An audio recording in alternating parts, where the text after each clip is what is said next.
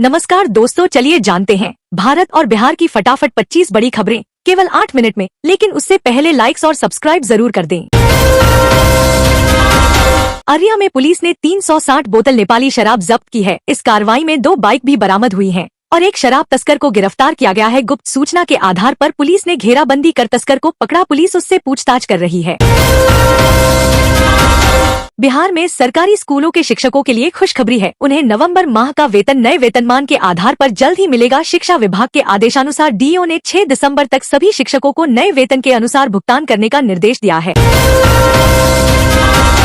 औरंगाबाद के दुर्गा पथ पर एक कपड़ा गोदाम में भीषण आग लग गई। आग लगने का कारण अज्ञात है, पर शॉर्ट सर्किट की आशंका जताई जा रही है। अग्निशमन विभाग को 9 घंटे लगे आग पर काबू पाने में, जिसमें 6 दमकल गाड़ियों का इस्तेमाल हुआ।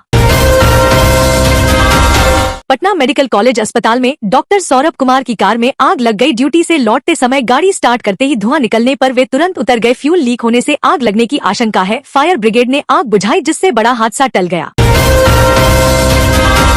बिहार विधानसभा में नेता प्रतिपक्ष तेजस्वी यादव की गैरमौजूदगी चर्चा का विषय बनी हुई है। जदयू नेता ने उन पर तंज कसते हुए कहा, वे दिख नहीं रहे हैं, बीमार हैं या लज्जा से नहीं आ रहे। राज्यपाल के अभिभाषण के दौरान तो उन्हें होना चाहिए। बिहार विधानसभा में 91 लाख करोड़ रुपए का दूसरा अनुपूरक बजट पेश किया गया। मुख्यमंत्री वृद्धजन पेंशन योजना के लिए सबसे अधिक 1800 करोड़ रुपए आवंटित किए गए हैं। ग्रामीण और शहरी कनेक्टिविटी को बेहतर बनाने के लिए 861 करोड़ रुपए दिए गए हैं। बिहार के गांव बेहतर ग्रामीण सड़कों के कारण तेजी से बदल रहे हैं। बिहार ग्रामीण पथ अनुरक्षण नीति 2018 के तहत 37,000 किलोमीटर सड़कें दुरुस्त की गई हैं, जिससे ग्रामीण जीवन में सुधार हुआ है। किसानों के लिए बाजार तक फसल पहुंचाना आसान हो गया है। पटना में देशरत्न डॉक्टर राजेंद्र प्रसाद की 141वीं जयंती मनाई गई। राज्यपाल और मुख्यमंत्री ने उनकी प्रतिमा और समाधि पर पुष्पांजलि अर्पित की। नेताओं ने राष्ट्र निर्माण में उनके योगदान को याद किया। स्वदेशी कंबल आश्रम में साड़ी वितरण हुआ।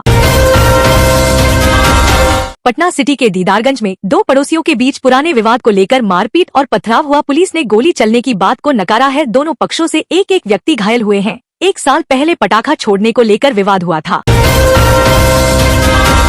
राजगीर में 18 एकड़ में बन रहे क्रिकेट स्टेडियम में 13 पिचें तैयार हैं, जिनमें लाल और काली मिट्टी का उपयोग किया गया है। बारिश में खेल बाधित न हो, इसके लिए आधुनिक ड्रेनेज सिस्टम लगाया गया है। स्टेडियम में 40,000 दर्शकों के बैठने की व्यवस्था है। बिहार के पटना से मिली खबर के अनुसार बिहार में इस बार ठंड के लिए थोड़ा इंतजार करना होगा। मौसम विभाग के अनुसार 15 दिसंबर तक विशेष ठंड की संभावना नहीं है, लेकिन 19 दिसंबर से तापमान में गिरावट आने की उम्मीद है। बिहार के पटना में वायु गुणवत्ता की स्थिति अलग अलग पाई गई। तारामंडल के पास हवा सबसे साफ थी, जबकि समनपुरा सबसे ज्यादा प्रदूषित इलाका रहा। इससे शहर के विभिन्न क्षेत्रों में प्रदूषण स्तर में अंतर का पता चलता है। पटना एयरपोर्ट पर 31 दिसंबर तक 3 नए एरोब्रिज शुरू होने वाले हैं। इससे यात्रियों को विमान तक पहुंचने में आसानी होगी, क्योंकि उन्हें बस का इंतजार नहीं करना पड़ेगा। सुरक्षा में सुधार होगा और बुजुर्गों, बच्चों और दिव्यांग यात्रियों को विशेष रूप से लाभ मिलेगा। विधानसभा अध्यक्ष प्रेम कुमार ने कहा कि सदन में विचारों का टकराव स्वाभाविक है, पर सदस्यों में मन और तन का नहीं। नई विधानसभा नई ऊर्जा से शुरू हो रही है। उन्होंने कहा कि उनका निर्विरोध निर्वाचन लोकतांत्रिक परंपराओं के प्रति प्रतिबद्धता का प्रतीक है। डोभी चेकपोस्ट पर जब्त वाहनों का ढेर लगा है, जिनमें लाखों की कारें और एम्बुलेंस शामिल हैं। शराबबंदी के बाद पकड़े गए ये वाहन नीलामी न होने के कारण कबाड़ में तब्दील हो रहे हैं। खुले आसमान के नीचे सड़ रही इन गाड़ियों से सरकार को राजस्व का नुकसान हो रहा है। बोधगया में 20वें त्रिपिटक चैंटिंग समारोह का आयोजन किया गया, जिसमें 27 देशों के प्रतिनिधियों ने भाग लिया। विभिन्न देशों के बौद्ध भिक्षुओं ने अपनी अपनी परंपराओं के अनुसार त्रिपिटक का पाठ किया। रंग बिरंगी झांकियां निकाली गयी। संस्कृत भारती के अखिल भारतीय पदाधिकारी सह कामेश्वर सिंह दरभंगा संस्कृत विश्वविद्यालय के कुलपति लक्ष्मीनिवास पांडेय ने कहा है कि जब जनप्रतिनिधि स्वयं संस्कृत को अपनाते हैं, तो समाज में भाषा के प्रति सकारात्मक संदेश जाता है। समस्तीपुर में एक बुलेट सवार युवक की धारदार हथियार से हत्या कर दी गई, जिससे इलाके में आक्रोश फैल गया और लोगों ने सड़क जाम कर दिया। स्थानीय लोगों ने पुलिस पर लापरवाही का आरोप लगाया और हत्यारों की तुरंत गिरफ्तारी की मांग की।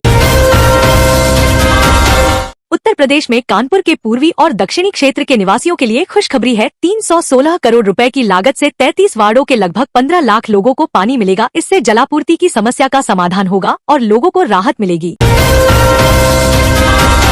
कानपुर में रामादेवी जाजमो फ्लाईओवर के नीचे जनरेटर की चिंगारी से रुई में आग लग गई। दमकल की गाड़ियों ने मौके पर पहुंचकर आग पर काबू पाया और बड़ी क्षति होने से बचा लिया। इस घटना से इलाके में हड़कंप मच गया था। उत्तर प्रदेश के 35 जिलों में रैन बसेरों के लिए अभी तक जगह नहीं मिल पाई है, जिससे बेघर लोगों को ठंड में परेशानी हो सकती है। वहीं 13 जिलों में किसानों को फसल नुकसान का मुआवजा मिलने में देरी हो रही है, जिससे उन्हें आर्थिक समस्या हो रही है।